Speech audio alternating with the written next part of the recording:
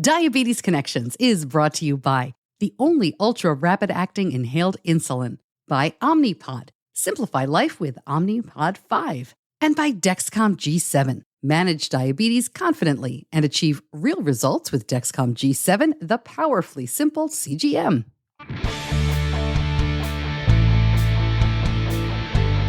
This is Diabetes Connections with Stacey Sims. This week, the iLet Bionic Pancreas is now FDA approved. This is the most hands-off automated insulin delivery system commercially available. At setup, you enter only your weight, and the only interaction with the pump is to announce meal size. No carb counting.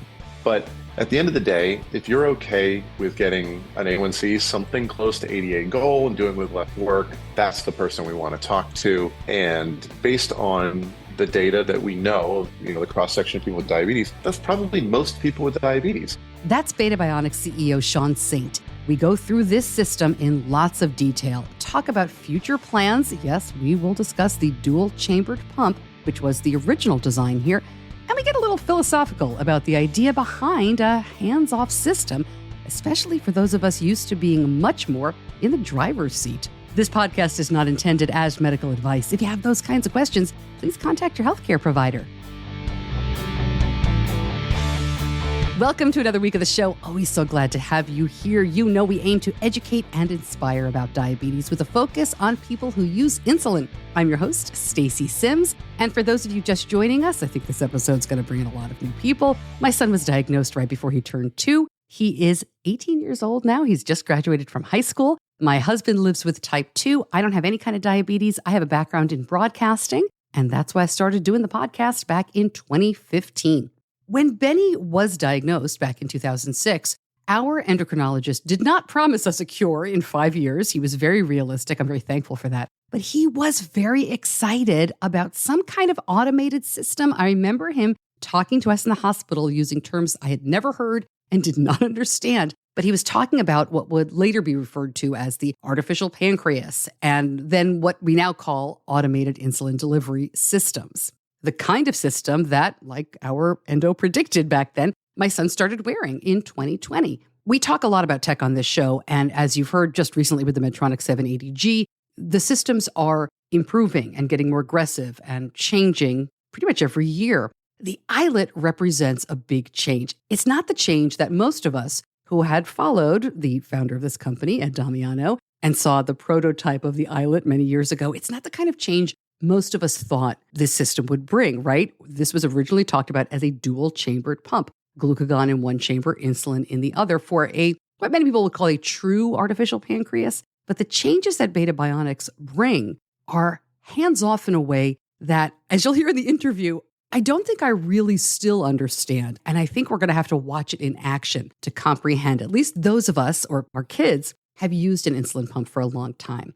By the way, I did Google Ed Damiano and 2006 just to see what was in the works when Benny was diagnosed. And Boston University was already writing about him and his research. You can follow that. I'll link it up in the show notes. It's really interesting to see. All right, my guest is Sean Saint. He is the CEO of Beta Bionics, and he has been with them for almost a year now. He was appointed last August. He lives with type 1. He was diagnosed as a young adult. As you'll hear, he was diagnosed after he was working in the industry. Sean is the founder of Companion Medical, which launched the InPen system, which Medtronic has since acquired. Sean has worked at Dexcom and Tandem, and he's a co-founder of Luna, a company you may not have heard too much about yet. I've mentioned them in a couple of In the News episodes. And basically, we're not going to go into it a lot here, but this is about automation using insulin pens and lots of automation overnight.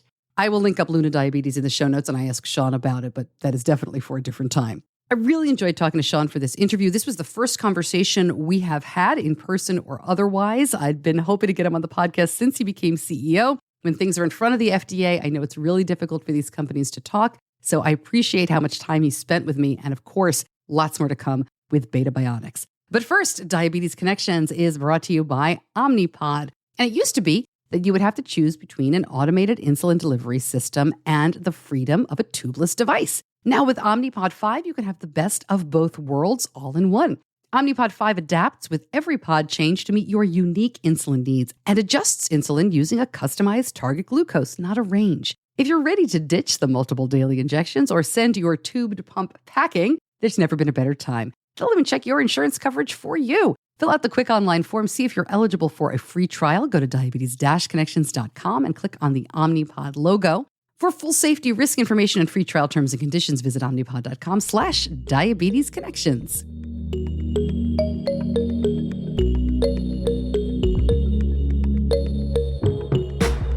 Sean, welcome to Diabetes Connections. Thanks for spending some time with me and my listeners. Thanks so much, Stacey. Glad to be here. This is a very exciting day. We have watched this product for a long time. I've done several episodes on the iLet. Congratulations, first of all. Thank you. If you wouldn't mind, for folks who may not be familiar, take us through what the Beta Bionics iLet is.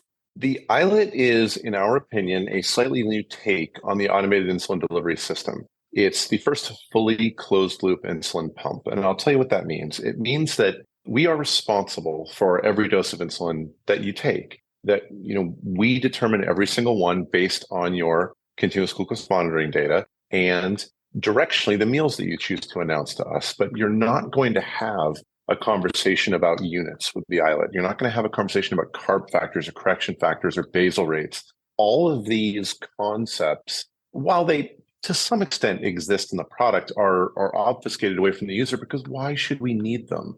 So the intent here is that you wear the iLet, and we've hopefully reduced the interaction that you need with the product and certainly reduced the interaction that you need with the diabetes knowledge that might be required with other products.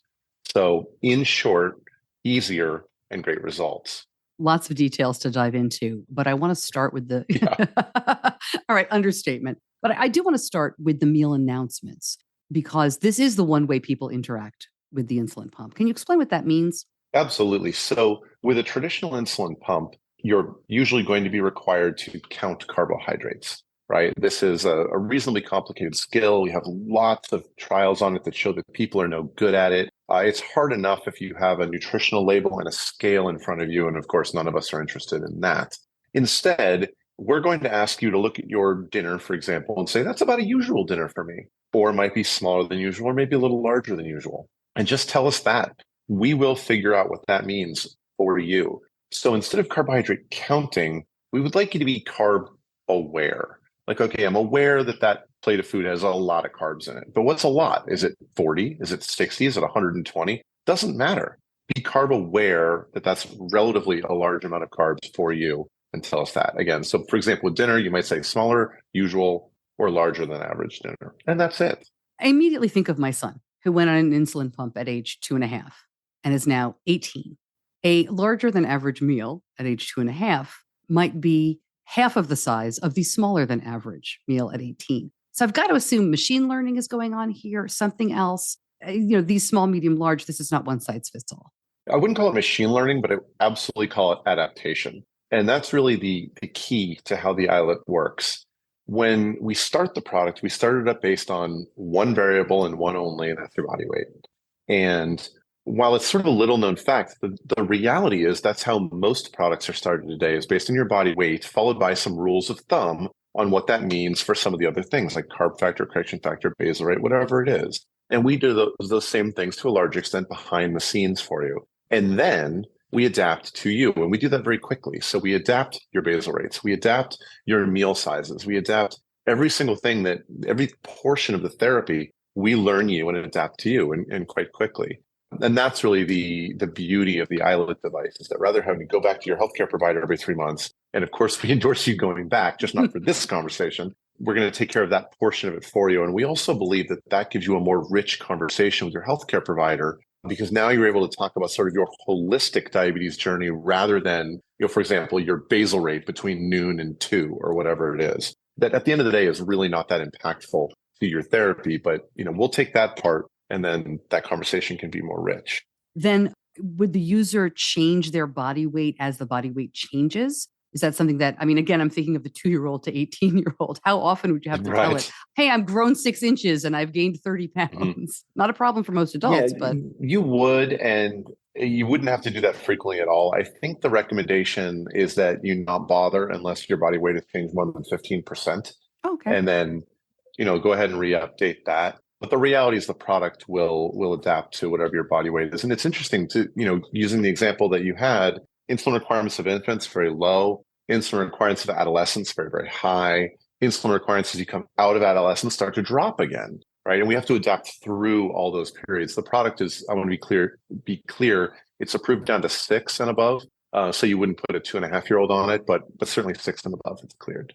A lot of work behind the scenes. We are used to, in the last couple of years, AID systems that adjust basal every 5 minutes that will give a partial bolus. I just spoke about the Medtronic 780G, which gives a basal adjustment and can also do a bolus every 5 minutes. So what's going on behind the scenes in the iLet that is so intuitive and doesn't need all these other settings? Yeah, a bunch of ways to answer that. I think what I'll start with is that the fact that you used the phrases basal and bolus here are sort of fundamental to what we're doing and that you shouldn't have had to. If you're asking the question, Jesus, my pump giving me a micro bolus, or is it a macro bolus, or is it a correction bolus, or is it, why do you need to know that? Your pump's got you. It's taking care of it.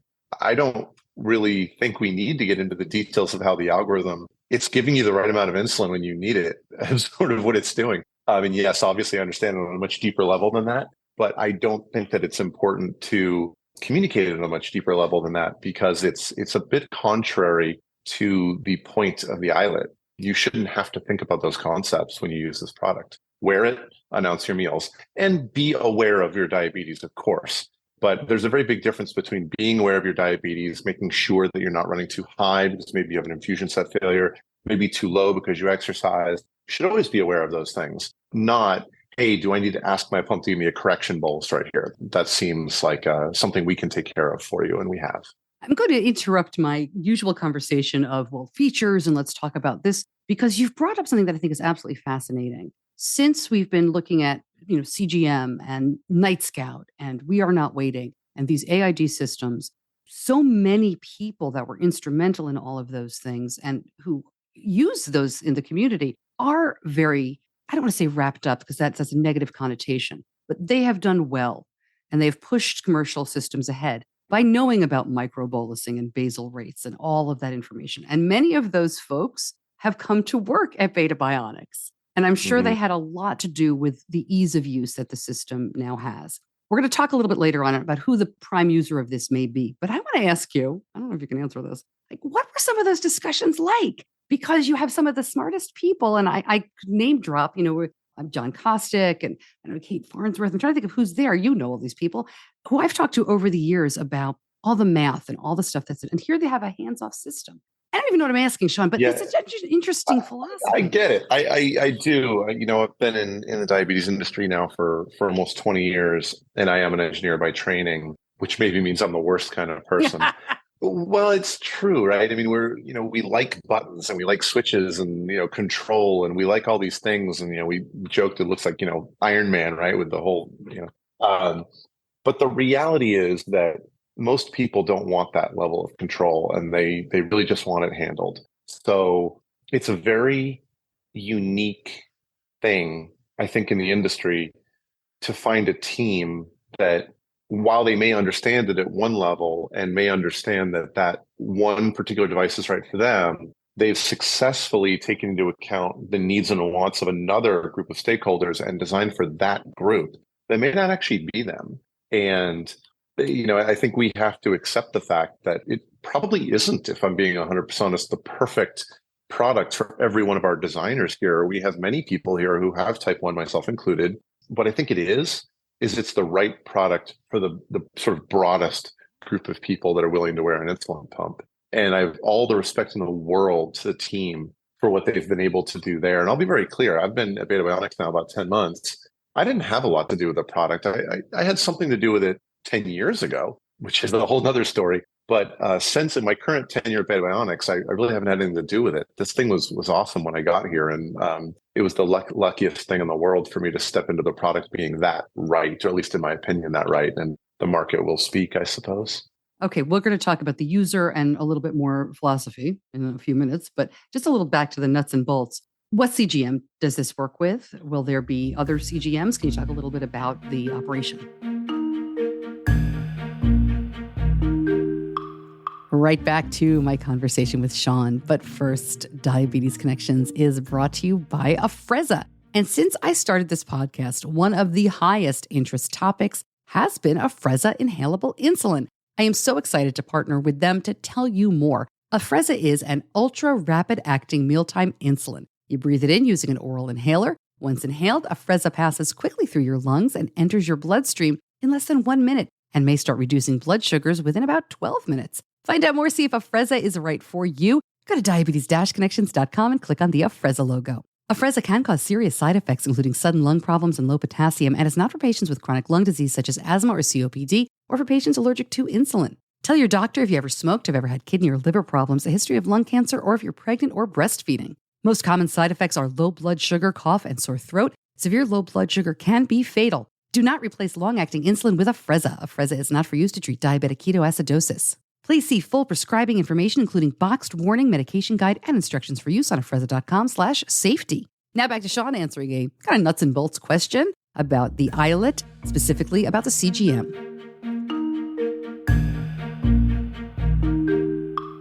Currently, Dexcom G6 and Beta Bionics has a philosophy, and I think you obviously mentioned some of the people who have been involved in the company. We certainly have a philosophy of not open architecture exactly, but choice, right? So we'll see where we go in the future with that, and nothing to report today, but that is our belief structure, that it should be the user's choice to the extent possible. Okay, not to belabor the point, I had listeners asking about specific CGMs. I would imagine, I'll just throw out some names, Libre, Eversense, some of the other ones that may come to market. You are in discussions, you're open to working with them in the future. These are all great CGMs we would like to support at some point. Okay, got it. Other than that, infusion sets, are these already on the market? Can you talk a little bit about how it connects? Is anything different there? Well, interestingly, many of the infusion sets sold throughout the world are actually made by one company. We work with them as well, and they're great. So we'll be offering a few infusion sets right out of the gate, hopefully to increase as time goes by. It is true with a scale thing, right? To offer too many things at a small scale becomes a challenge. But yeah, we're working with the market leader on infusion sets, and we think they'll be great. Is that Convatec? It is. Okay. Yeah, they've come on the show before. I think that's really? We do a deep dive into everything we can, Sean. I think it's fascinating because to me, the infusion set has always been the weak link of pumping, especially with my son. And I love talking to them because they get it, right? As you said, they have to mass produce. As you're listening, you can go back and listen to that episode. I will link it up in the show notes. Well, infusion sets are a hard problem. There's no question about that. I mean, we stick these things to ourselves, we beat them up, our body attacks them, etc. It's amazing they work as well as they do. It's a very hard problem that I have a lot of empathy for. Yeah. So we're going to keep at it, and you've seen some innovation in the infusion set world over the last several years, and even some acquisition. So there's not only room for improvement, but it's that road is being walked now, and largely by Convatec. So we're happy to have them as a partner. Insulin. What kinds of insulin and how does it go in? Many people are familiar with the dual chamber, which we will talk about. This is a single chamber product that was approved. Talk to me about the insulin that goes in this pump. Yeah. I'll be a little general here. At the moment, we work with Humalog and Novolog. We're labeled for that. I'll just say that there will probably be additional labels in the future. Not dissimilar from a traditional insulin pump, we have a cartridge that we sell that you can fill up with Humalog or Novolog. And in the future, we believe that there will be pre-filled cartridges available that you can just load right in the product. So we also believe that is a significant advantage when you look at the work it takes to load an insulin pump. It's a little bit of a thing to load the cartridge with any of the pumps. Some are easier than others. So we believe by eliminating that step, it's just another step in the ease of use journey that we're trying to follow. But again, at the moment, labeled for Humalog and Novolog, which is pretty traditional out of the gate with an infusion pump company. How many units does it hold? It holds about 150, which we understand is different than some of the other pumps. And that's actually quite by design.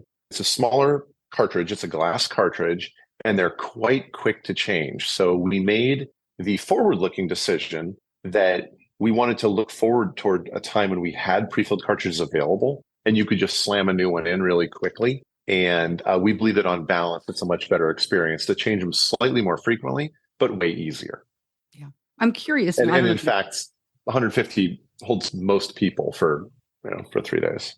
I'd be curious to know, with 150 units with a system like this, if people are going from maybe a traditional pump, if they're using less insulin. because of all the automation. We found when my son switched to Control IQ, he actually used less insulin, which I thought was surprising, but makes sense when you think about it. Yeah, I don't know the exact data. I believe, and don't quote me, No, that's that our fine. trial showed roughly the same amount of insulin usage, or that we generally expect it. One could generally say that if your carbohydrate intake doesn't change and your background sort of basal type needs doesn't change, it takes the same amount of insulin to cover that. You can cover that at an average glucose of 220 or 150, and it's sort of the same amount. The difference would be some level of glucose toxicity or what have you, or insulin resistance that might occur at higher blood sugars. That's another topic we talk about. So I would expect it either to be pretty similar or maybe slightly lower, but I don't actually know. Yeah. All right. This is another question that you probably will tell me I don't need to worry about anymore. And that is, what is the range or what is the target number that this pump is trying to get the user to? Is there a correction range? Is there a mode or anything like that? You're right. I'm not going to tell you a number. One of our taglines is diabetes without numbers. So I refuse. You're not going to back me into a corner with a number, Stacey. What I will say is that the iLet is, again, the next generation of automated insulin delivery system. And we go back to the 2000, I don't know what it was, 10 maybe, roadmap to the artificial pancreas that Aaron Kowalski put out, that in hindsight has proved to be so shockingly prescient. So, kudos to Aaron. It started with step 1 at very low glucose suspend, step 2 with predictive low glucose suspend, step 3 at hyper minimizer. So that's kind of a control to range system, and that's like Control IQ. And then step 4 with hybrid basal, and that's Omnipod 5, maybe 780G. And then we get into step, I think that was 4. 5 is fully closed loop, and that's iLet. And then step 6 is bihormonal. I imagine we'll talk about that later. With fully closed loop systems, they are generally, I believe they should be control to target systems, right? Rather than control to range. Control to range sort of implies to me that there's boundaries on highs and lows and you're driving in the middle. And that's a very valid system. If you want to drive in the middle and you want to drive down to kind of the low end of that range or the high end of that range, you should be able to do that. But if you don't want to drive, right, then you need a control to range system that's going to bring you right to what that target is. So while I'm not going to share a specific number, what I will say is we do offer basically one adjustment in the product, and that's you can shoot for a normal target, a little higher or a little lower. And, then we'll adjust just a little bit behind the scenes for whatever you want to see in your own particular control. And users will kind of figure that out. They will obviously see their own numbers. So anecdotally, we'll get a better idea once this is out and about of what those are. Yeah, exactly. All right, let's talk about the user of this, because you've mentioned a few times this may not be, and I'll put some words in your mouth. You didn't say this exactly, but it sounds like this may not be for the person who is glancing at their Apple Watch every 10 minutes, who is bumping, who is nudging, who is really on top of things, who is bolusing 15 minutes before a meal. This may be for, I'm going to just kind of hypothetically bring a person into this conversation, an 18-year-old who changes his infusion set on time and fills his cartridge, but rarely remembers to bolus before he eats, who's not interested in any correction doses, whose mother would perhaps like a little bit more action on the pump. But really, it sounds like it's for somebody who really wants to be more hands-off, who wants to be healthy, but doesn't necessarily expect a 5.4 A1C. So I suppose the first thing I'll do is ask if you're looking for a job in marketing, because that was pretty good. We can talk.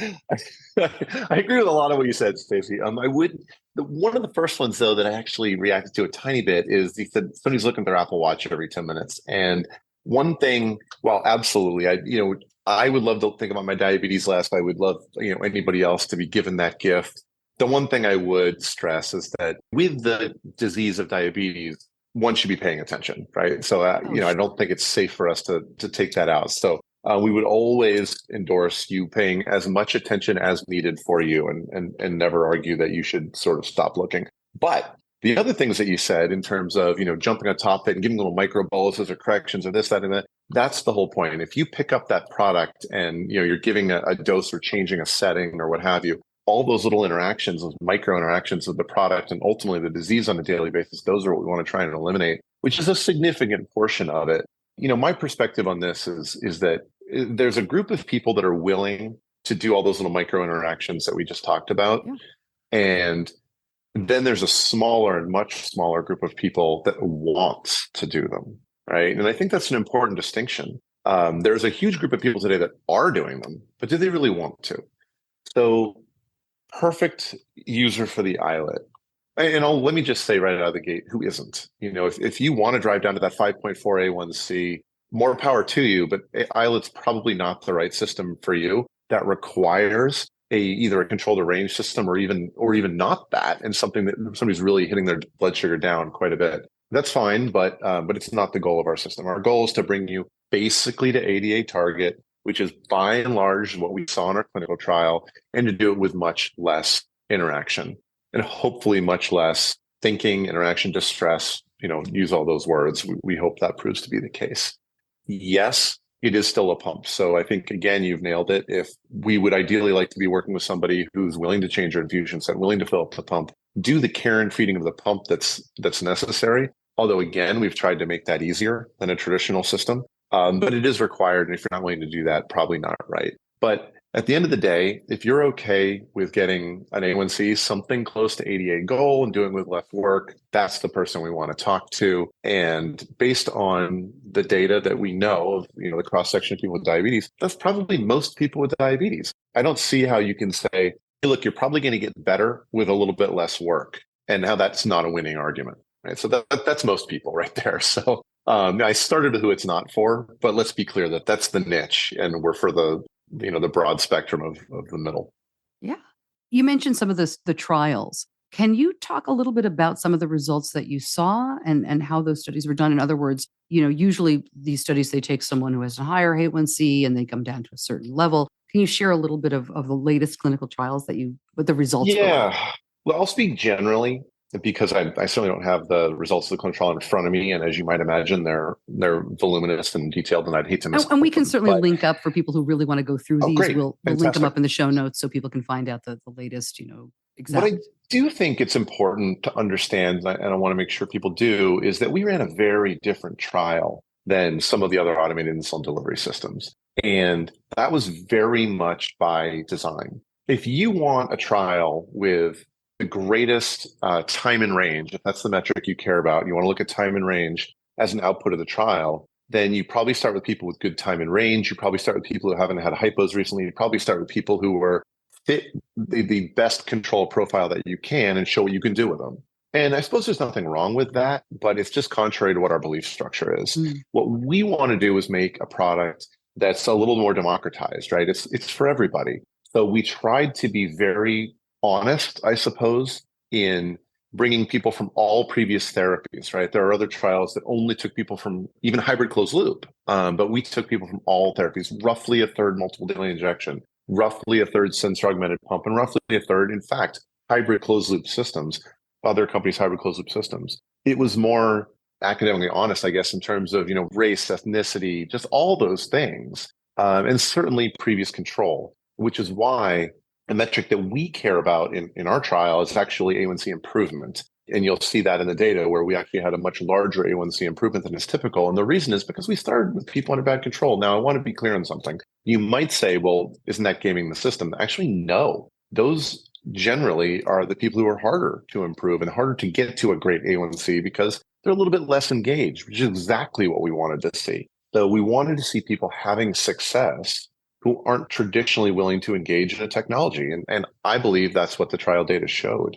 I want to be clear. We don't think it's correct to fall into the old metric of, hey, who got the best time in range? Because that's not what the iLet's designed to do. It's designed to get people much better with very little work. In fact, and everybody much better. Not everybody. Many people much better. Yeah. No, it's actually, I think that's what data showed. It's really interesting.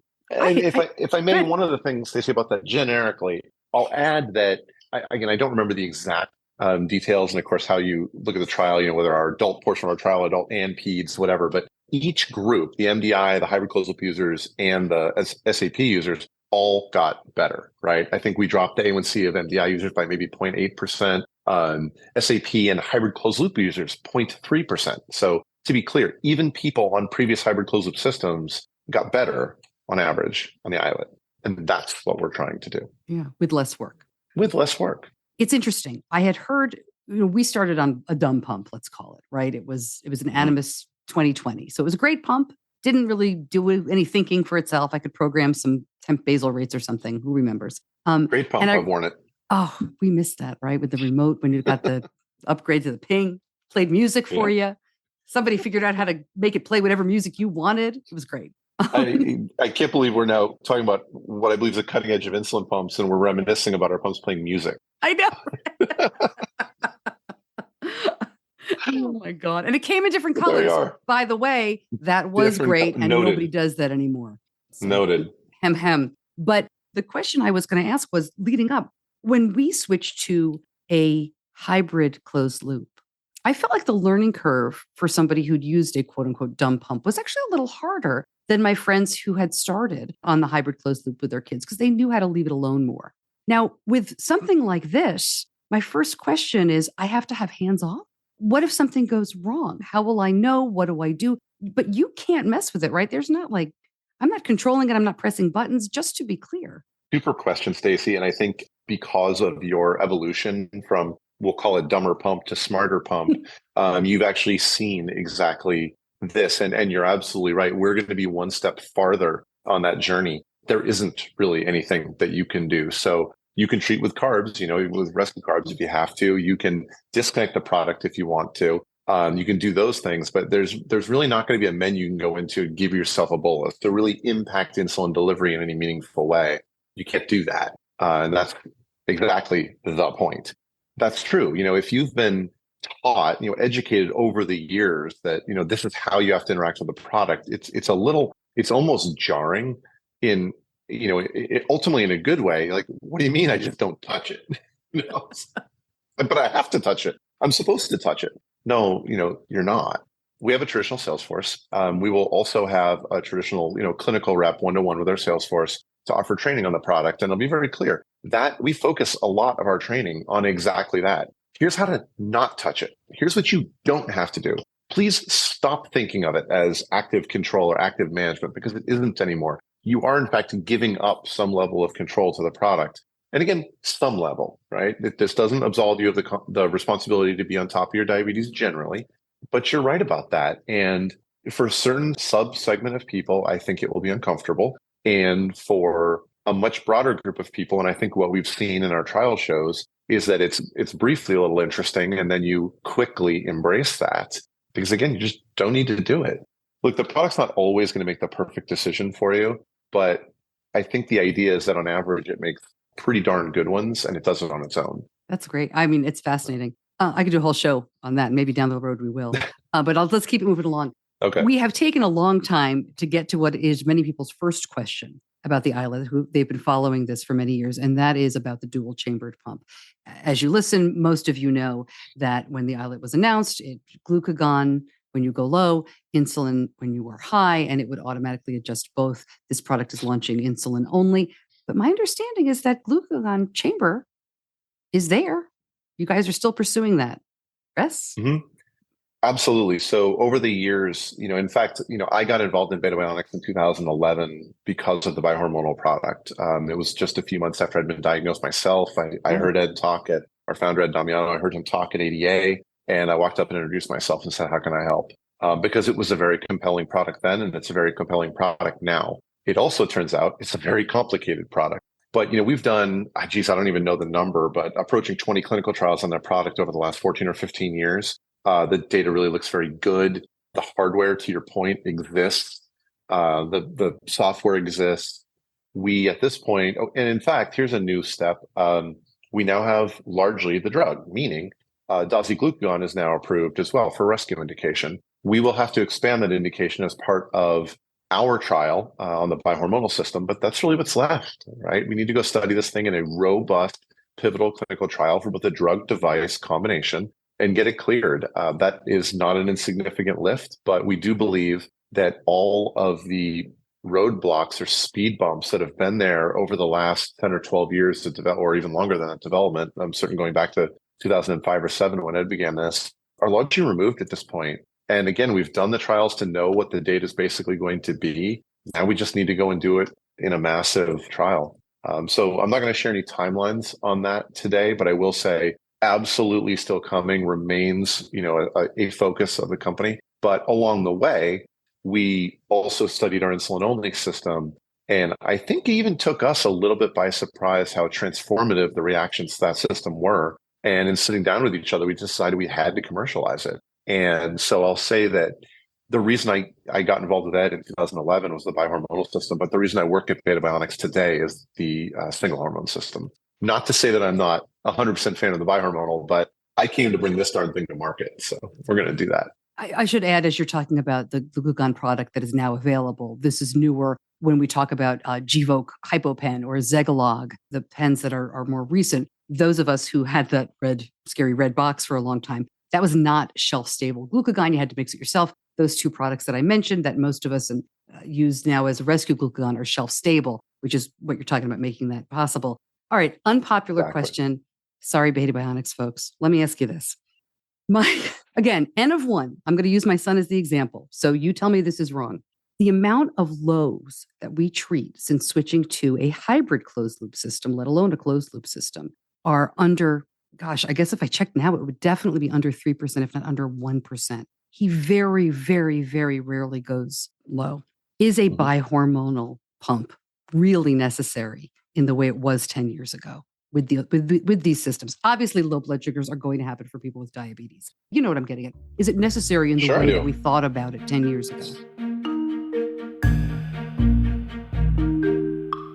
The conversation continues, but first, Diabetes Connections is brought to you by Dexcom. And when I think about our family's use of CGM and Dexcom, it really is getting harder and harder to remember how we did things before. How did we manage when Benny needed something like 10 finger sticks a day when he was a toddler? We thought it was amazing to switch to Dexcom CGM when it needed to be calibrated twice a day. Now, Dexcom G6 eliminates finger sticks for calibration and diabetes treatment decisions. We love the alerts and alarms, and that we can change them for both Benny and for us as we follow. A lot has changed. I mean, Benny has grown from a toddler with type 1 to a high school senior about to graduate. Dexcom Share and Follow has let us help give him more and more independence. If your glucose alerts and readings from the G6 do not match symptoms or expectations, use a blood glucose meter to make diabetes treatment decisions. Learn more, go to diabetes-connections.com and click on the Dexcom logo. So there's a couple of answers to that question, and it's perfectly valid, and there's no problem with that question. There's great technology available now. There's great long-acting insulins if you want to be on MDI. There's great hybrid closed-loop systems if you want to be on a pump. And you're right. We've started to mitigate lows pretty significantly. But I guess I'll share a couple things. One is that even one person having a significant low event is just too darn many. Those are scary. Those are dangerous. Frankly, they're the reason that a lot of people with type 1 have at least a belief structure that you really can. All these things you can't do, right? Like you can't fly a plane or whatever. Well, actually you can, but that's what the lore has always been. So number one, I think that 3% or 1% fine, but zero sounds a lot better to me. And it will never be zero, let's be clear, but it can be better. The other thing is that the average, I don't remember the exact number, so please don't quote me on it, but the average person with type 1 now has an A1C of, I think, 8, right? Something like that. Yeah. Certainly like 80% of people are over 88 goal of 7. Sure. And the data you quoted, of course, is based on where we are today. So the question, I think, really is, how do you lower the average A1C, or how do you lower the mean glucose while not increasing lows? And that is what bihormonal is about, being able to control that person just a little bit tighter without increasing lows. And we've known that all the way back to DCCT, right? Is the harder that you manage that patient, the more tightly you manage them, the more lows you're going to see. And that's what bihormonal is attempting to do, is really get that phenomenal control without increasing lows. I love that answer, especially because even though using my son as a case in point, he gets behind the wheel, right? I'm worried. He's hiking, he's doing all sorts of stuff. I'm worried, right? Things happen. You don't have to have even a lower low. He could stumble, all the horrible things that could happen. So I hear you. I don't want anyone to think by asking that question, I don't think that lows are unimportant. And I know you get it. A bit of an aside, maybe, hiking is a real example. Driving a car is a real example. The one for me, for some reason, that always resonated with me is shopping with my kids. And that's maybe sounds silly at first, but you're in the supermarket and your kids are running around like chickens with their heads cut off, and they got the Hershey's bar, they're running up there going, Daddy, I want this. And all of a sudden you're feeling like, uh-oh. Yeah. I need some glucose and I need it right now. And you realize you can't manage your kids, and you know what I mean? And it's just like, what do I do? Do I just grab something and start eating it? And then everybody's looking, you can't eat that. I don't know. I mean, when you're in private, almost it's just better, right? Because you just kind of sit down and deal with whatever you need to deal with. But that's one that resonated for me anyway. I believe that. I cannot relate, right? I don't have diabetes, but I can only imagine that in public feeling of, I've got to do something, but I just don't want to. And then your kids are there. And, oh, all right. Well, that's a perfect segue though, Sean. That leads me to you. You have, as you mentioned, you've been with Beta Bionics for not very long in this time around, but you have been really in diabetes technology and industry almost since you were diagnosed. First, can I ask you about your diagnosis story? You were diagnosed as an adult. Sure. Actually, since about 10 years before I was diagnosed. Oh, really? Which I think is the great diabetes irony in that regard. So my journey in diabetes started in 2003 when I went to this tiny little company. You may have heard of it. It's called Dexcom. So of course, Dexcom was a tiny little company at that time, and we didn't know what it was going to be. I think I was about employee 30 there, and stayed there for 5 years and moved on to a company outside of diabetes, aesthetic surgery, for a couple of years, which I founded, and then back into diabetes in 2009 with Tandem Diabetes Care. And it wasn't until that job, in fact, 2 or 3 years into that job, that I got diagnosed myself. So I don't know what the chances of the director of advanced technologies in an insulin pump company getting diagnosed with type 1 are, but it happened to me. And yeah, it changes your perspective, and it did in my case. And I think in a really good way. I joke that, diabetes has given me a lot of gifts, but that's one of them right there. It was just a change of perspective, not only of the disease, but in many ways of life. I'm a healthier person now because I have type 1, which is an odd thing to say, but I think very true. Oh, I understand that. From Dexcom Tandem to a few years later, my understanding is with Companion Medical, right? Can I ask you about Luna? Yeah, sure you can. But let me say a quick, so Beta, Luna, Companion Medical, really, they all fall into the exact same category for me, which is interesting. And maybe by that, I mean completely opposite categories. The intent of each one of those companies was to bring better technologies to people who didn't currently have access to them. And in my view, those are 3 different ways of bringing somewhat different technologies, but better technology in each case to people. So Companion Medical obviously was, many of the benefits of pumps, insulin on board displays, history, reporting for your healthcare provider, dose calculators, all those things, dose reminders to people on multiple daily injections, right? These are people who don't want to use a pump, and that's great. Luna, right? Actually very complementary product to InPen or Companion Medical, the door to smart pens generally. And I'll talk about that in just a moment. But again, for people who do not want to wear an insulin pump, at least during the day, a traditional insulin pump, they like during the day using MDI. And then, of course, Beta Bionics, which is somebody who is willing to wear that pump, do that care and feeding you mentioned earlier, and who would like to be a little less engaged, right? If you take a look at a smart pen user, that's going to be your engaged, want to do the work MDI patient. And Beta Bionics is to some extent the opposite of that.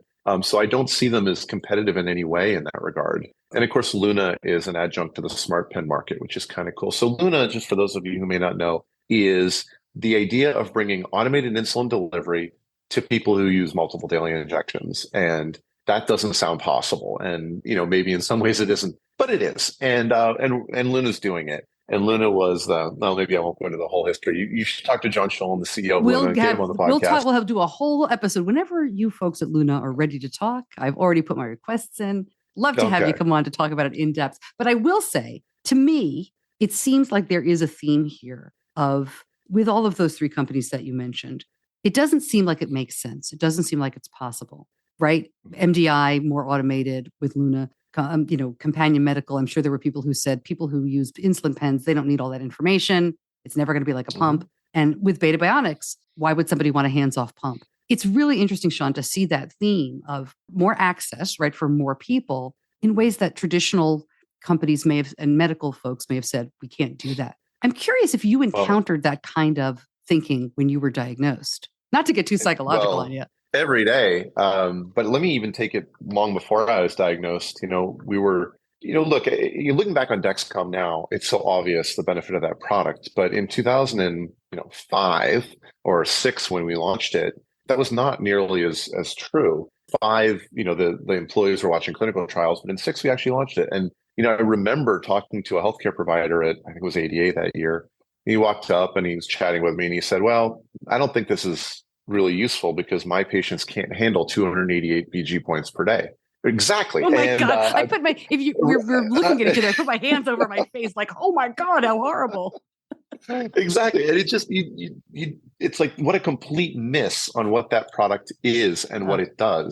And I lived it there. We lived it with Tandem to some extent. I certainly lived it with Companion Medical. And I believe we'll live it, with Luna and with Beta as well. But at the end of the day, I understand that we get taught that this is the way to look at things, and then we fall into that trap. But these things do evolve; they always do. With any technology, every industry, the right metrics evolve into something new, and the way to think about things evolves into something new. And and that's, I think, when you got a pretty good innovation is when look. Everybody not necessarily getting what you're doing is no guarantee that you've got an interesting thing there. But I'll tell you what, if everybody agrees with you right out of the gate, you probably don't. Right? I hear you. It's an unfortunate side effect of trying to do new stuff, but such is the job, I guess. That's awesome. All right. So back to nuts and bolts here as we start to wrap up. iLet, FDA approved. Talk to me about availability, any kind of insurance stuff you can share. It's always with a new product. So iLet is FDA cleared as of last week, and we are available as of now. So please go to our website, talk to your local physician if you want to, if you're interested in it. It was pretty neat to be able to launch basically simultaneously with clearance. So today, you're going to see iLet cleared sort of the traditional way through your DME or your medical benefit, just like a normal insulin pump has been, a traditional durable insulin pump.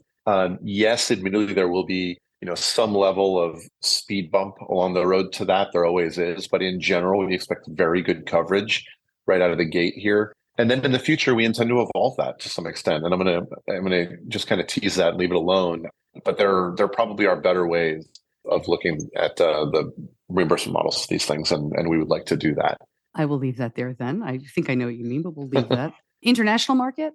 Very important. But as with most insulin pump companies, obviously we're starting here. We're making plans for our CE mark right now. No promises, no plans, no dates, but obviously we intend to do that. Okay, I feel like we've talked long enough. I can push back on one thing. This may just be semantics, Sean, and I can't be the first person to say this to you. You have said fully closed loop a couple times. Very nitpicky, but you're still saying I am eating. You're still announcing meals. Is there a more closed loop on the way? I mean, I would imagine, to me, a fully closed loop means hands off. I'm not touching it. I'm not telling it I'm eating. Am I really splitting hairs there? Maybe not. I think you're right. It's certainly definitional. And in our case, you're never going to have a conversation on insulin units or insulin ratios in any way, right? You're going to tell your CGM you're going to get your insulin based on that. Yes, it will announce meals, but you're not going to have to count them. So I think that's certainly what we mean by that. Is it possible to do fully closed loop, meaning you literally don't have to touch the product? In my opinion, no. But with the insulins as they are today, the technology that we still need to get to that is more rapid acting insulin, because we need to be able to, well, it's pretty obvious what we're doing there. Yeah. But without that, it's going to be a real challenge. There are meal detection, algorithms and what have you, and there's versions of that we have as well. Obviously, we can see that you're going up and react to that. But the real answer is, as long as carbohydrates are reacting faster than the insulin itself, you really need to be bolusing ahead of time, which means some level of meal announcements is pretty much required based on the physics of the situation. I don't believe that a better algorithm gets you there. It's fighting physics. Basically, the last question here is, I mentioned earlier, there are a lot of people from what I think of as the diabetes community who have joined Beta Bionics, who've worked really hard over the last couple of years on this, who've been really open kind of in their journey, especially in the days before they joined the company in the We Are Not Waiting movement. What was it like the day you all got approval? Yeah. Well, I've been lucky enough to be at the first approval of a lot of companies, and whether that be Dexcom or Tandem or Companion, all of them, first approval was there, and this was everything it could have been there as well. Yeah, I mean, a lot of excitement. It's been a long time coming.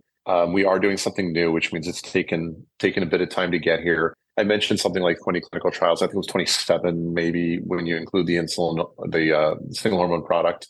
That's a lot of development over a lot of years. So we definitely had a good party, and we'll leave it at that. I'm not telling any tales from that one, but yeah, it was a good one. And the only challenge with it was that we have much of our team here in Irvine together. We unfortunately don't have the entire team here in Irvine. So there were several parties around the country, and it would have been so much nicer to have been here together. As an example, I haven't seen our founder, Ed Damiano, since we got clearance. Haven't given him a hug, we've talked, of course, but that would have been a slight upgrade, but I think only slight.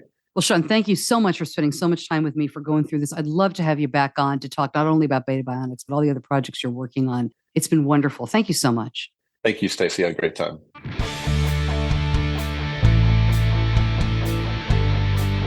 You're listening to Diabetes Connections with Stacey Sims. Lots more information about Beta Bionics, the studies that Sean referred to, ordering information. Just go to diabetes-connections.com and click on the episode homepage. Every episode has its own page and its own show notes. We have an archive of 550 episodes now, and you can find them all there. I'm also going to link up our previous episodes with Ed Damiano. Kate Farnsworth came on about a year or two ago to talk about Beta Bionics. So all of the episodes, if you're interested in the evolution of this and how we were talking about it 7-8 years ago, I have an episode with Ed that I did. This is kind of embarrassing and a little off center here, but you podcast people or anybody who's technical will appreciate this. I spoke to Ed for one of my first kind of on the road episodes. It was April of 2006. We hadn't even been doing the podcast for a year. And I went to Friends for Life Falls Church, in Virginia, in the DC suburbs, and spoke to him in person. And the reason that I say it was a little embarrassing is because I schlepped my Blue Yeti microphone with me and did the interview in a conference room, and we shared the microphone. Anybody who knows audio knows a Blue Yeti is really good for one thing, and that is for photographs and for aesthetics. It now sits behind me. If you watch me on Zoom or any videos I do, my Blue Yeti is behind me. My Shure MV7 is in front of me. But live and learn. Also, I can't believe I schlepped that. It weighs, 10 pounds, 20 pounds. How much does a Blue Yeti microphone weigh? It's a great microphone, but it's not a great microphone for conference room interviews. But if you go and look at that episode, which I will link up, you can see the early prototype of the iLet because Ed is holding it. It was very cool. Looking ahead, I am going to the ADA Scientific Sessions Conference. It's my first time going there. A couple of you have pinged me to tell me how bananas it is. Thousands and thousands of people. That is June 23rd. I'll be there through the 27th. I'm going to be talking about this more in a little bit in the newsletter and in the Facebook group, Diabetes Connections, the group, because I want your feedback of what you would like to know. What do you want to know from ADA? Obviously, there's some big studies that come out of this, but if there are any particular people you want me to find, questions you want me to ask, we will try our best to do that. And then in July, I can't believe this is almost here. Really, the following week, I get back from ADA, and then a week later, I'll be at Friends for Life. If you're going to be in Orlando at that conference, please make sure to come say hi. I will be in the vendor hall. That's where my home base will be this time around. Always excited to see you all. And that's become a lot of fun too, that conference. It's a lot less work and a lot more fun than a lot of conferences I go to. I know this is a longer episode, but just before I let you go, quick Benny update. He is at camp already. He left just after Memorial Day weekend, and he is a lifeguard at the summer camp where he has gone since he's 8 years old. This is the non-diabetes camp. We've talked about quite a bit with him. He's gone for 9 weeks this summer. We may have to just jet out there. It's in the middle of nowhere. We may have to take the car and go on all the winding roads. We may have to go visit this kid halfway through the summer. I can't believe 9 weeks. But he says he's doing great so far. He is 18 now, so I did nothing to get him ready for camp this year. He actually did everything himself. Super proud of him. Communicated with him. They still needed all his medical forms as a staffer. And he was kind enough to let me look at the diabetes supplies before he left, just so I wouldn't have to worry. I'll try to get an update from him here and there. But you guys, and I think a lot of it, I'm stuttering around here because honestly, I'll talk about this another time, but I think a lot of it is due to you and so many of the adults that I've talked to over the years who've calmed me down and helped me let Benny do all this stuff. Knock on wood, I'm super superstitious, but he's doing okay.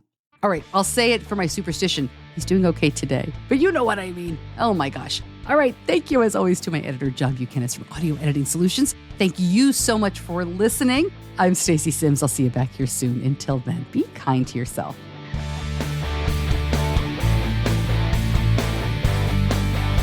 Diabetes Connections is a production of Stacey Sims Media. All rights reserved, all wrongs avenged.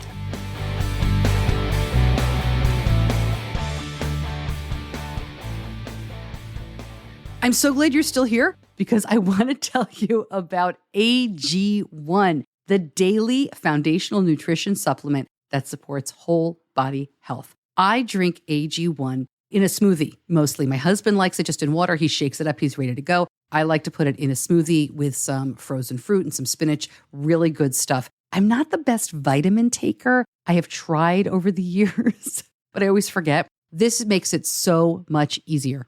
AG1 replaces your multivitamin, probiotic, and more in a simple, drinkable habit. AG1 is raising the standard for quality in the supplement category. Since 2010, they've improved their formula 52 times. Try to make the best foundational nutrition supplement possible through high-quality ingredients and rigorous standards. If you want to take ownership of your health, it starts with AG1. Try AG1 and get a free 1-year supply of vitamin D and 5 free AG1 travel packs with your first purchase. Go to drinkag1.com/Stacey. That's drinkag1.com/STACEY. Check it out.